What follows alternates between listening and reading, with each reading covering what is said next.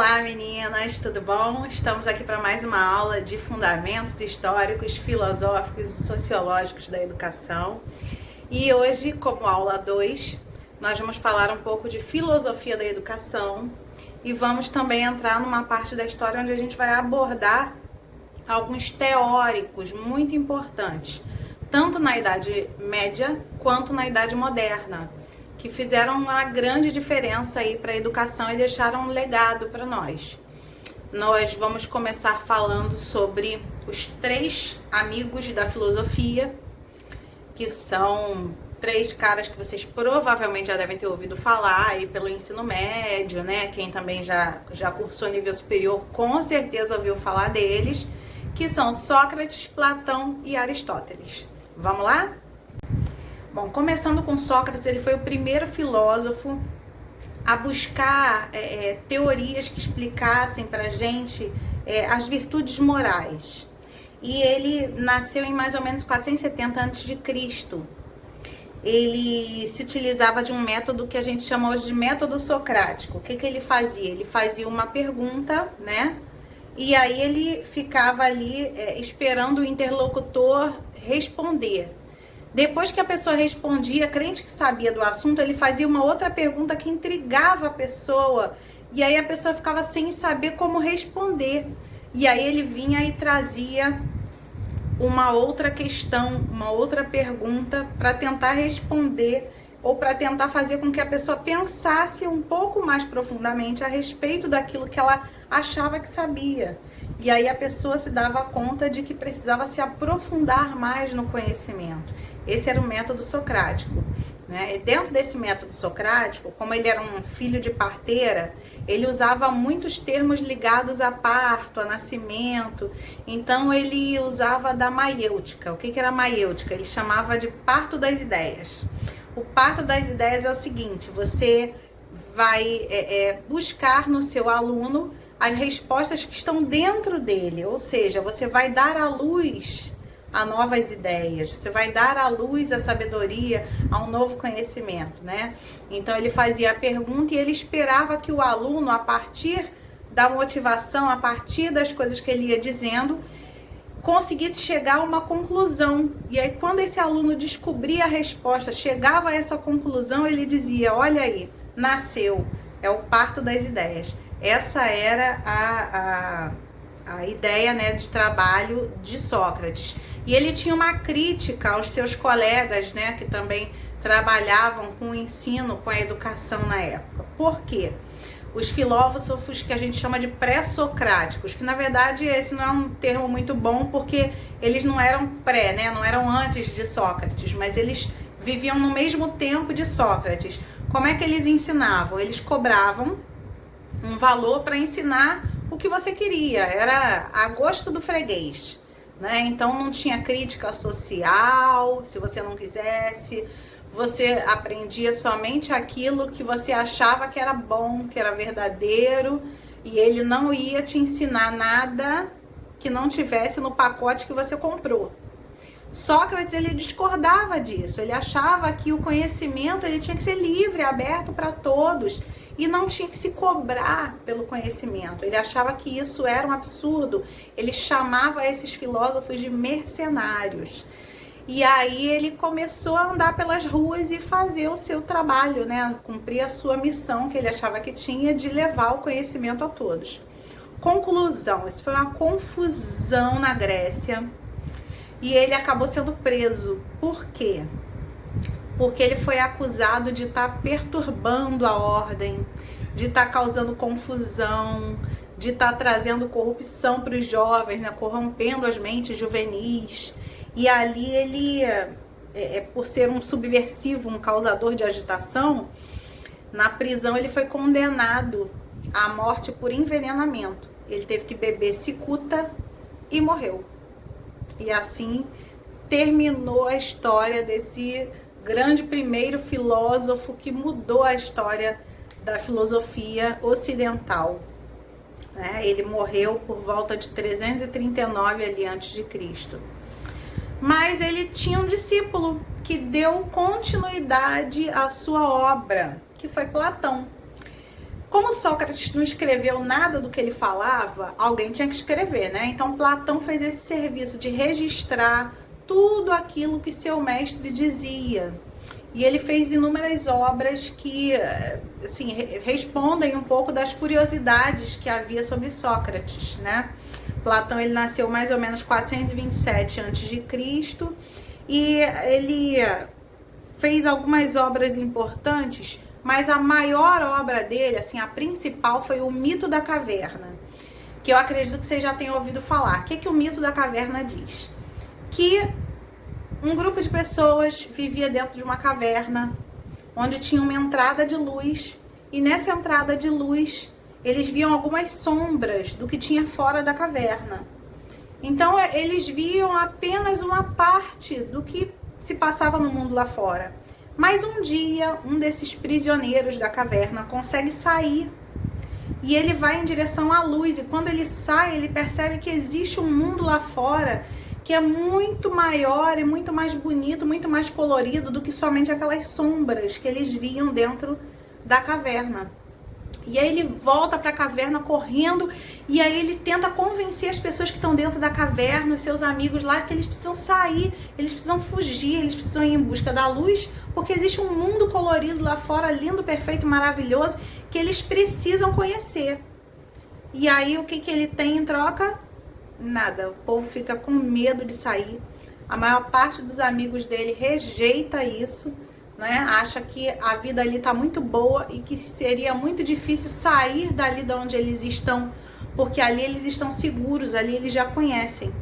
E isso era o quê? Uma alegoria que ele fazia. Por isso que a gente chama de mito ou alegoria da caverna. O que ele quis contar através dessa história, né? Como se fosse uma parábola. Ele queria dizer que o conhecimento é a luz. E a gente precisa sair da caverna, que é a nossa zona de conforto, em direção ao conhecimento.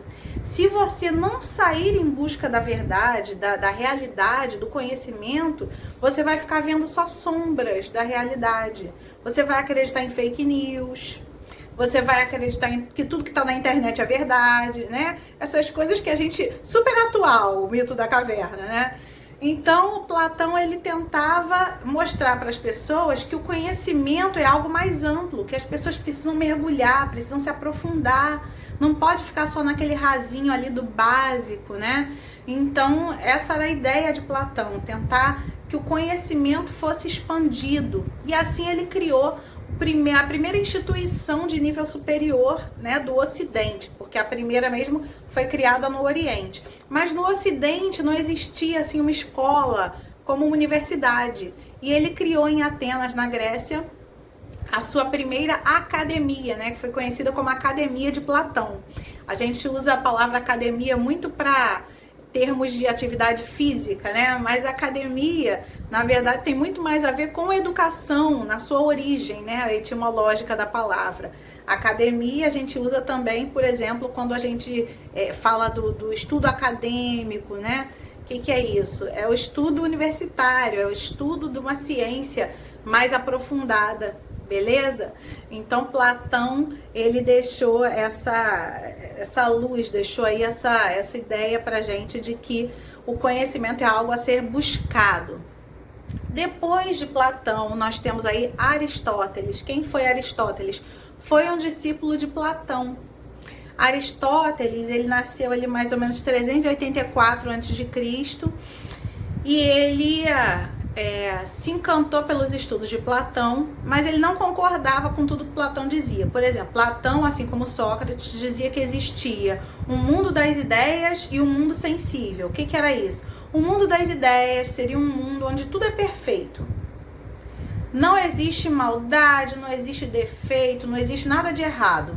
E existe o nosso mundo, que a gente pode ver, que a gente pode pegar, que a gente pode sentir, que é o mundo sensível, o mundo concreto. O nosso mundo concreto é cheio de defeitos, cheio de problemas. Mas o mundo das ideias é de onde vem a perfeição. Não é como se fosse o céu, tá, gente? Mas seria um mundo onde tudo é idealizado, tudo lá é perfeito. Tudo que existe aqui é uma cópia do que existe lá, nesse mundo das ideias. E esse mundo das ideias é onde as almas estão vivendo, né, a princípio lá. E aí o que acontece? Essas almas do mundo das ideias, elas caem de repente e puf, no nosso mundo sensível e habitam um corpo.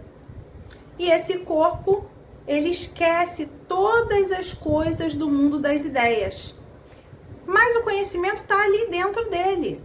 O conhecimento que ele tinha do mundo das ideias, ele só esqueceu, ele precisa ser lembrado. Por isso que Sócrates fazia o parto das ideias, porque ele acreditava que todas as ideias já estavam dentro da gente. Era só preciso que a gente lembrasse de todo o conhecimento que a gente tinha. Muito louco, né? Então Aristóteles diz, não, isso não existe. Só o que existe é o mundo sensível, é o que a gente pode ver.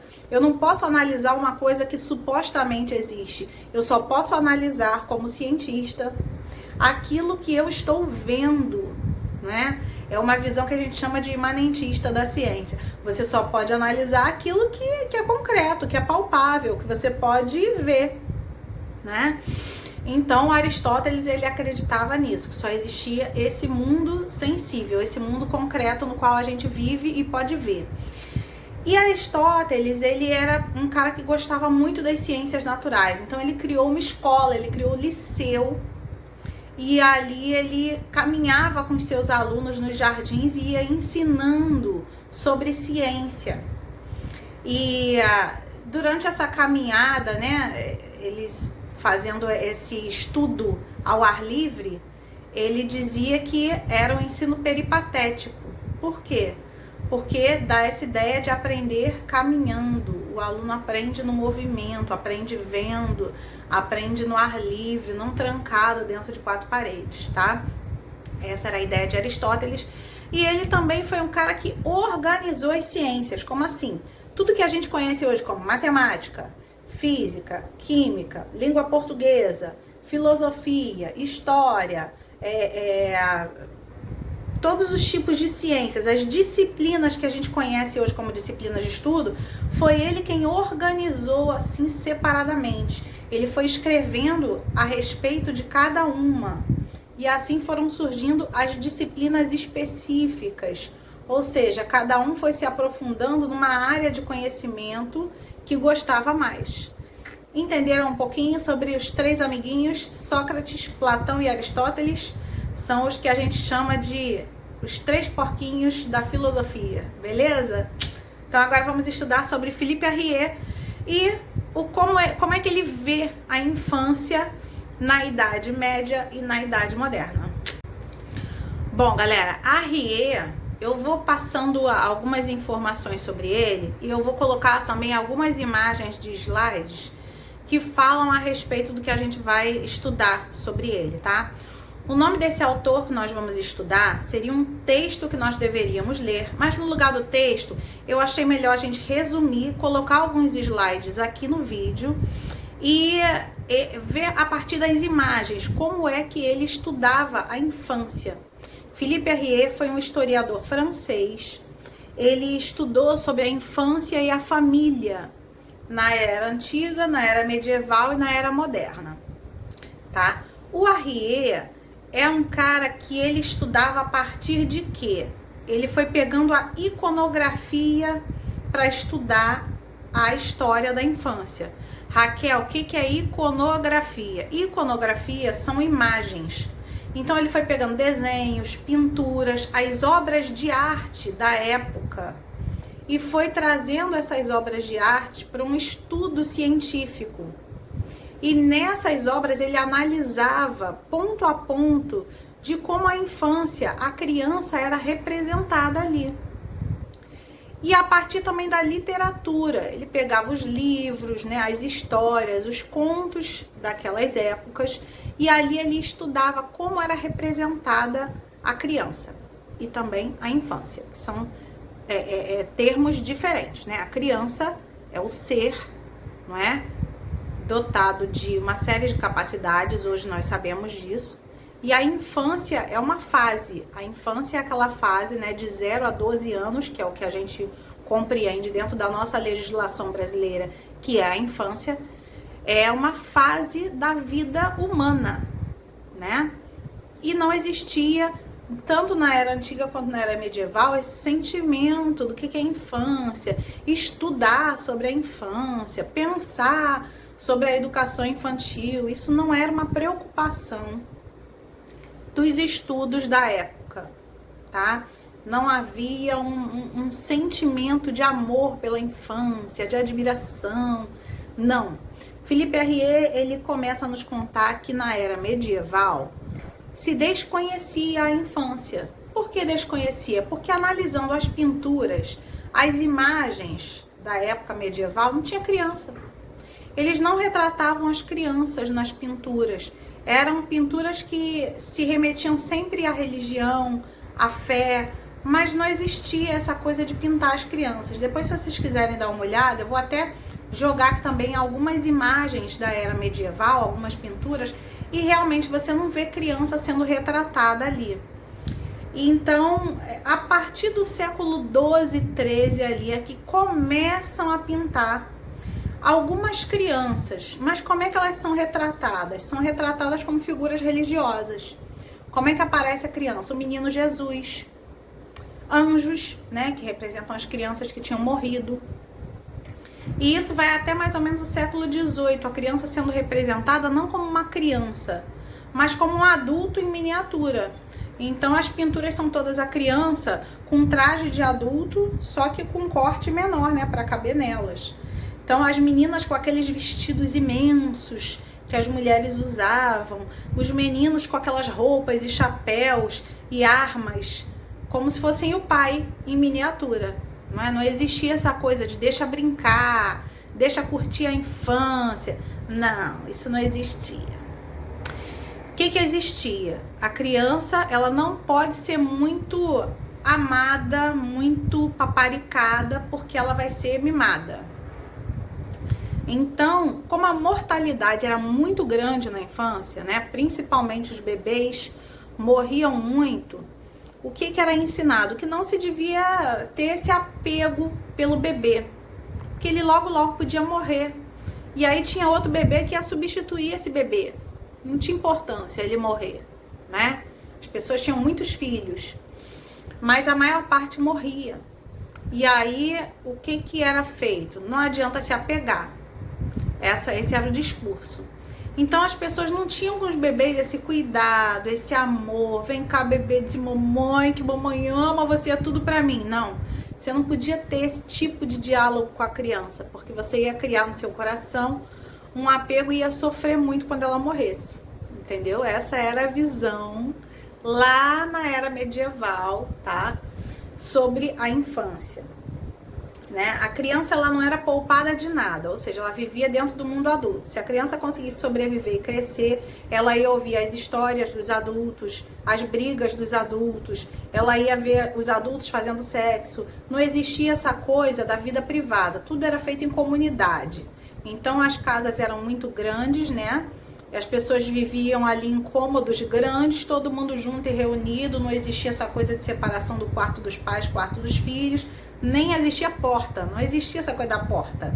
Então todo mundo educava a criança junto, era o tio, a avó, o vizinho, todo mundo batia na criança, não existia essa coisa de é meu filho, você não encosta, quem manda aqui sou eu. Não, a criança era um ser meio que largado. Vivia ali em contato com todo mundo para aprender o que todo mundo fazia e se tornar um adulto. E aos 7 anos, se ela já pudesse entrar no mercado de trabalho, ou seja, ir para o campo, para a lavoura com os pais, ótimo. Era para isso que se tinha muitos filhos mesmo, beleza? Essa era uma ideia, tá? De uma época em que a terra era tudo. Tudo para o ser humano era ter a sua terra. E ter meios de trabalhar essa terra para comer, para se alimentar, para sobreviver, tá? Então a gente não pode olhar para esse período e dizer assim, nossa, que monstruosidade. Foi uma fase, né, da nossa vida, né, da história humana, em que esse era o pensamento, porque as pessoas lutavam para sobreviver, lutavam com a fome, lutavam com as guerras, lutavam com uma série de situações onde sobreviver era a regra. Então, por exemplo, se um navio naufragasse, né? Hoje a gente diz, primeiro mulheres e crianças. Naquela época não, era salve-se quem puder. Então, se tinha um bote salva-vidas, quem conseguia nadar primeiro para chegar naquele bote ia ser salvo. Então, geralmente eram os homens que se salvavam, as mulheres e as crianças morriam. Não existia esse conceito de que, coitadinha da criança, né? Não, vamos poupar a vida dela porque ela tem todo um futuro pela frente. Que futuro que nada, eu que me salve, ela que, né? Ela que lute. Essa era a ideia que a gente hoje olha como absurda, mas já falei para vocês que esse era um conceito da época. Era uma época em que a lei do sobreviver do mais forte era que valia, né? E aí, aos poucos, como é que foi mudando esse conceito? Como é que se foi chegando ao sentimento de infância, né? Aos 7 anos, a criança era tirada do seio da família e era colocada na casa de uma outra família. Por quê? Porque aos 7 anos ela já tinha com certeza sido amamentada, já tinha desmamado. E se ela sobreviveu até os 7 anos e continuar sendo criada pela mãe, a mãe podia, sei lá, querer paparicar, querer mimar demais. Então ela era entregue a estranhos. Existiam umas trocas entre as famílias. Para quê? Para a criança ser criada com rigor, com disciplina, para a criança ter moralidade, aprender a ser um homem de verdade, uma mulher de verdade.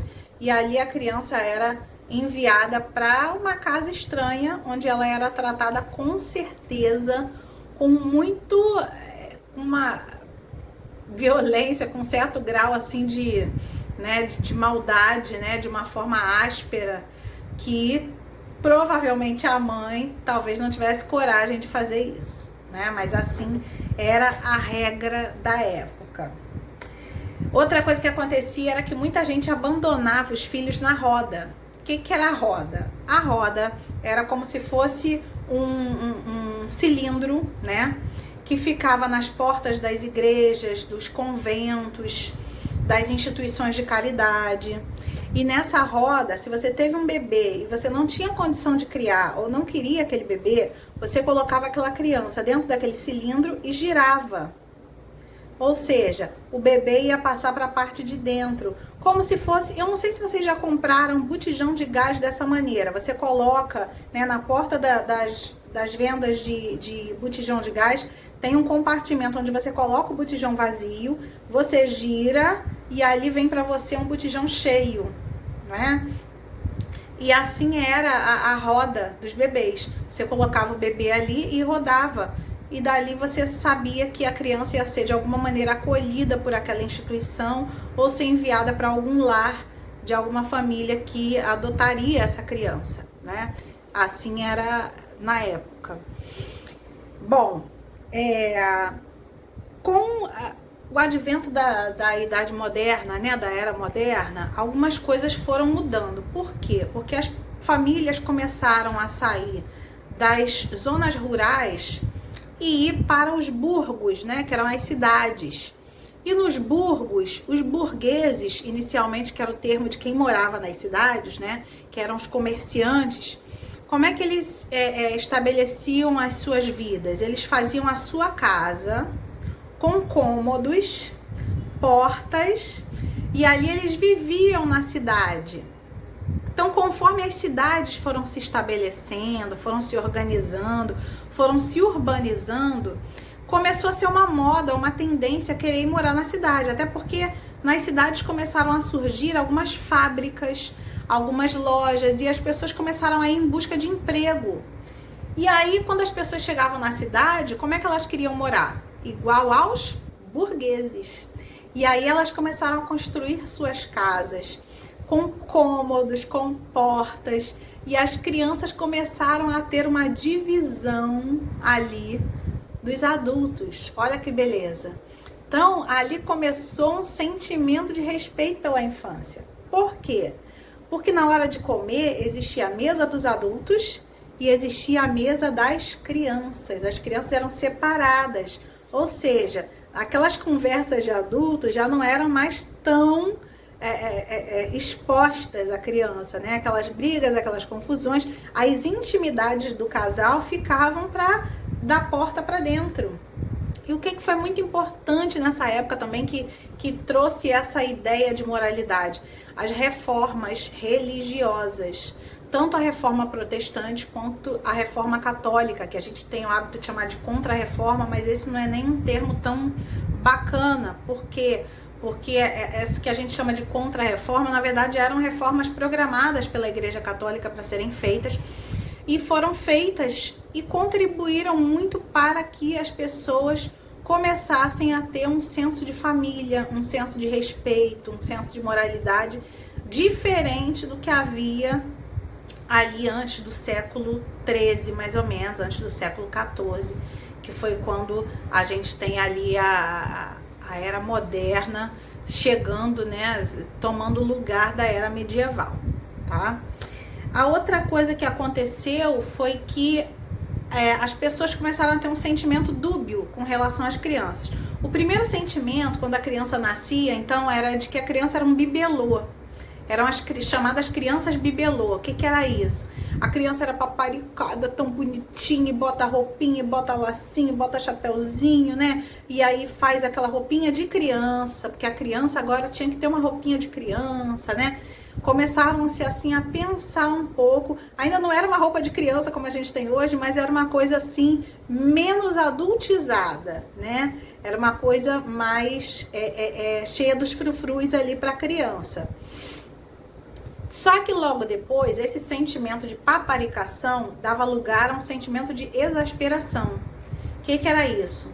Ao mesmo tempo que a criança já foi paparicada, agora chega a hora da disciplina, de botar regras, de botar normas. A criança ela precisa aprender a respeitar o adulto, senão ela vai ser um perdido na vida. Então a escola ela começa a propor, né, a entrar na vida das crianças como uma forma de ajudar nessa disciplina. A escola era um lugar onde a criança aprendia a ter regras. Então, ao invés de sair do seio da família e ir para outra família, agora a escola ocupava esse espaço. Eram ou escolas religiosas, onde a rigidez era grande e você apanhava com a palmatória, você tinha que ajoelhar no milho, ou eram os preceptores. O que são os preceptores? Que também foi moda aqui no Brasil. Eram pessoas contratadas para ensinar outras línguas, né? As meninas, elas eram ensinadas a cantar, a tocar piano, elas eram ensinadas a costurar, eram ensinadas a bordar, a cozinhar, mas isso não aprendia da mãe, mas aprendia com preceptoras ou preceptores. A mesma coisa os meninos, eles aprendiam a administrar, eles aprendiam sobre política, eles aprendiam sobre filosofia. Tudo como? Ou através da igreja, que entra como ali a instituição de ensino, ou através dos preceptores, que eram pagos. Tudo isso, gente, claro, para quem tinha condições de bancar a educação do seu filho, que não era uma coisa barata, não era uma coisa assim, né, fácil como a gente hoje, sei lá, liga uma videoaula e assiste no YouTube. Não existia essa opção. Bom, a outra questão que passa a ser assim muito importante para a sociedade moderna é que o índice de mortalidade infantil começa a cair. Por que o índice de mortalidade infantil começa a cair? Porque as famílias começam a se preocupar com a higiene, com a saúde, com a questão do banho, que era uma coisa assim que não era muito bem vista na era medieval, até na era moderna ainda não era muito bem vista, porque eles acreditavam que deixar uma capa, né, se criar em cima da sua pele de sujeira, aquela crosta de sujeira, era importante para prevenir doenças. Olha o pensamento da época, né? A ciência ainda não tinha evoluído tanto, então as pessoas acreditavam em uma série de coisas que a gente hoje sabe que não são verdade. Então, o que contribuiu com isso também? A revolução científica, né? As pesquisas em torno da ciência se multiplicando trouxeram muito mais conhecimento para o povo. E aí as pessoas começaram a se preocupar mais com essas questões. E isso trouxe, com certeza, curas para doenças. Isso trouxe novos métodos, né, de tratamento, de prevenção às doenças. E a formação das cidades também foi importante porque como a proliferação de doenças era muito rápida, né? Porque as casas agora eram menores, as pessoas tinham uma convivência muito mais próxima do que no campo, que eram fazendas enormes, né? E existia muito mais espaço aberto. Então, nas cidades, as doenças passaram a se proliferar muito rápido. Então, as pesquisas em ciências tiveram que realmente acelerar em busca de cura, em busca de meios para resolver esses problemas sanitários, né? A criação dos esgotos, tudo isso foi muito importante para que houvesse uma taxa de vivos, né, na infância maior, beleza? Nesse período também surgem aí os pensadores sobre a educação. Foram pessoas muito importantes que influenciaram grandemente a educação, os pensamentos sobre criança, sobre infância, sobre família, né? Mas principalmente sobre educação, que nós vamos conhecer agora.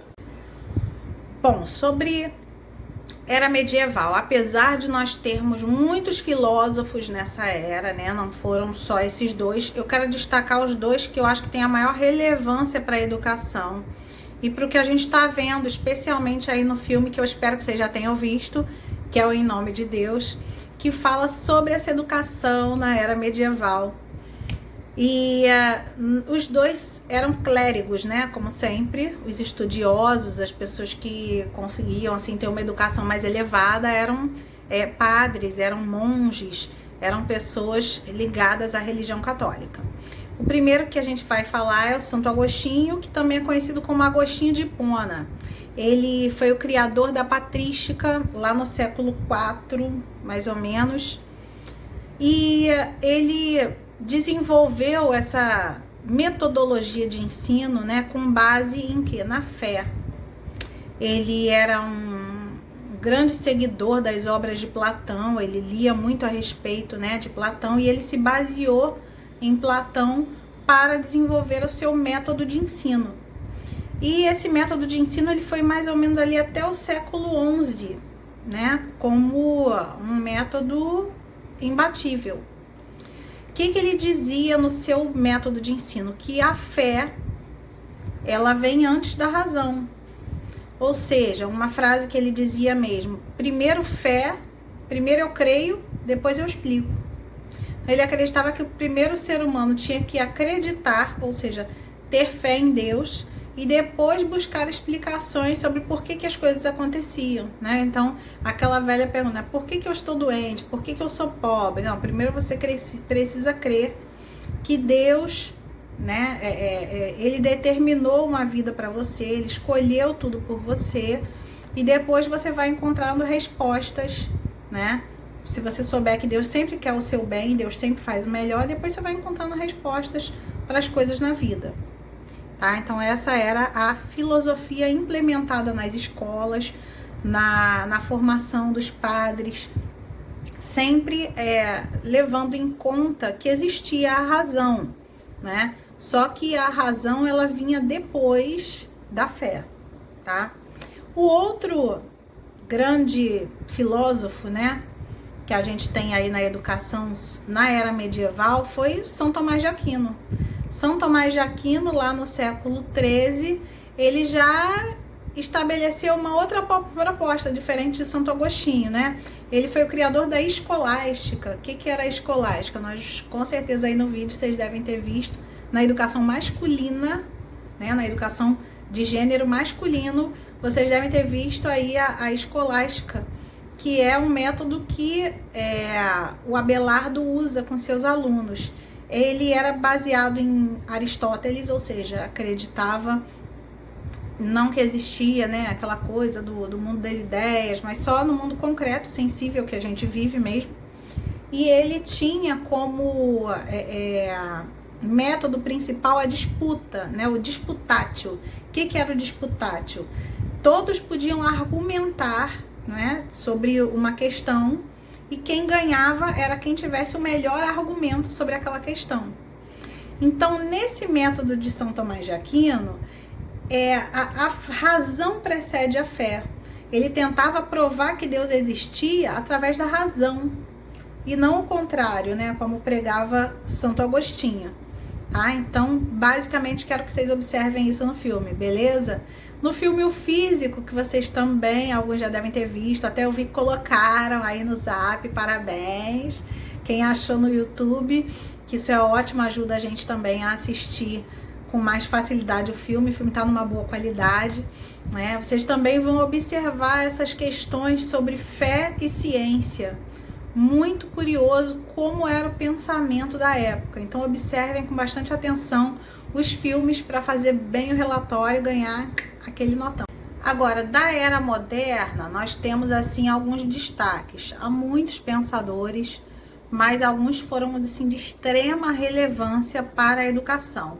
O primeiro que eu quero falar com vocês é do século ali 16 para o 17, que é João Amós Comênio, que a gente já comentou na outra aula, que é o pai da didática moderna, né? Ele criou a Didática Magna, onde ele criticava a escolástica, foi o primeiro a criticar o método da escolástica. Ele achava que era muita decoreba, muita repetição e que assim o aluno não aprendia.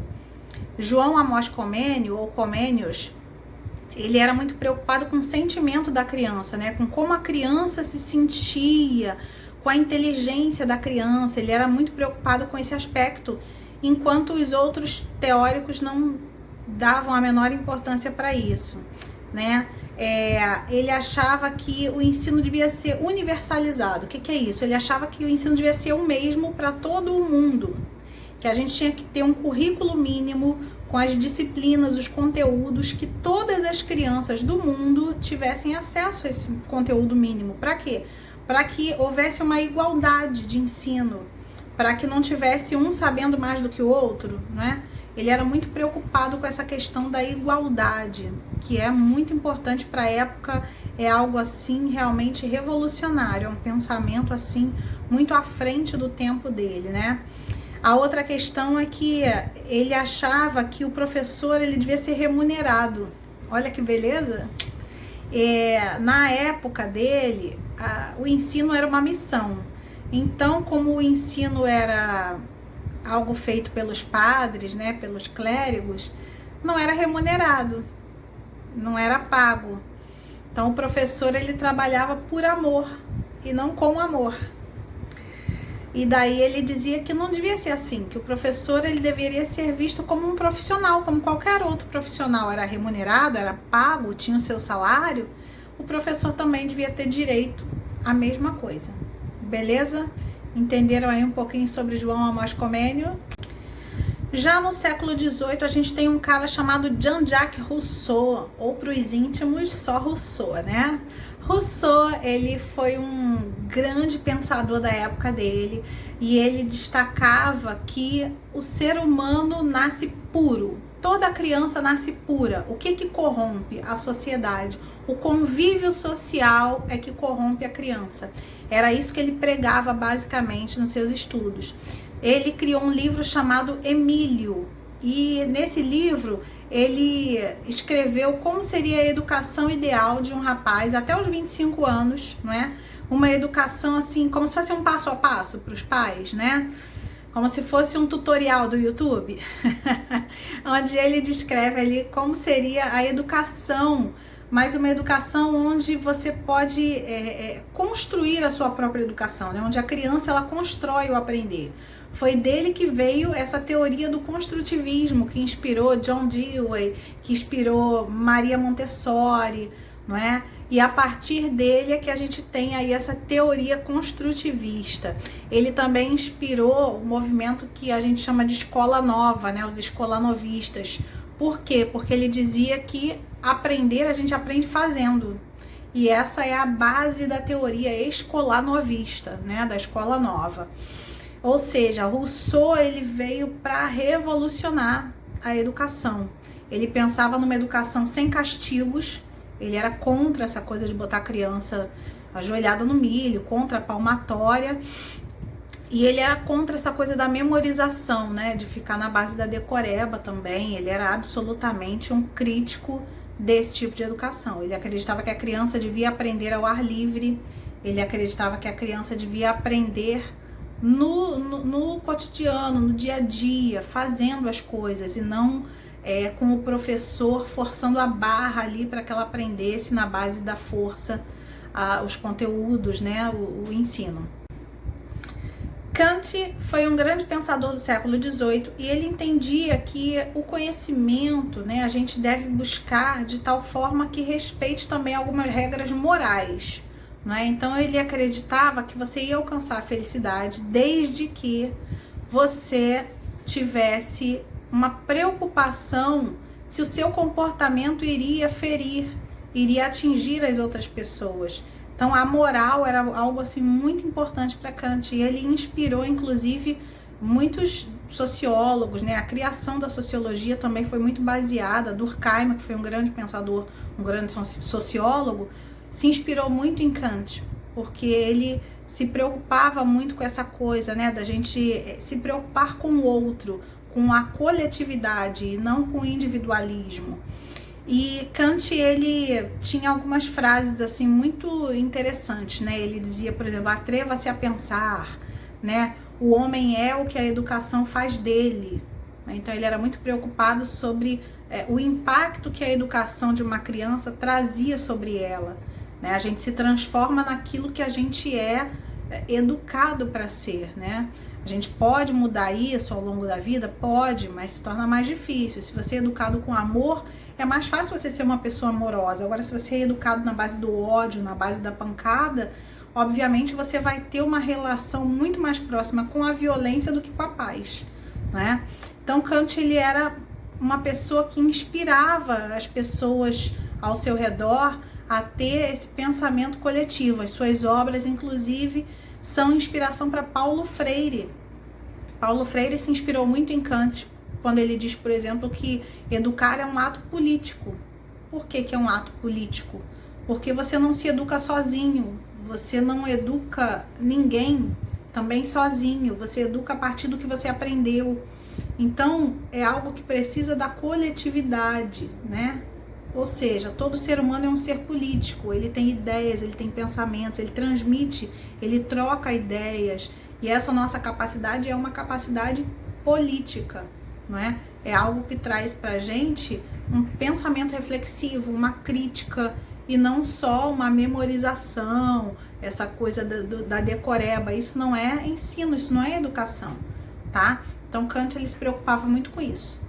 E assim nós encerramos aqui a nossa aula sobre os grandes pensadores da era medieval e também da era moderna.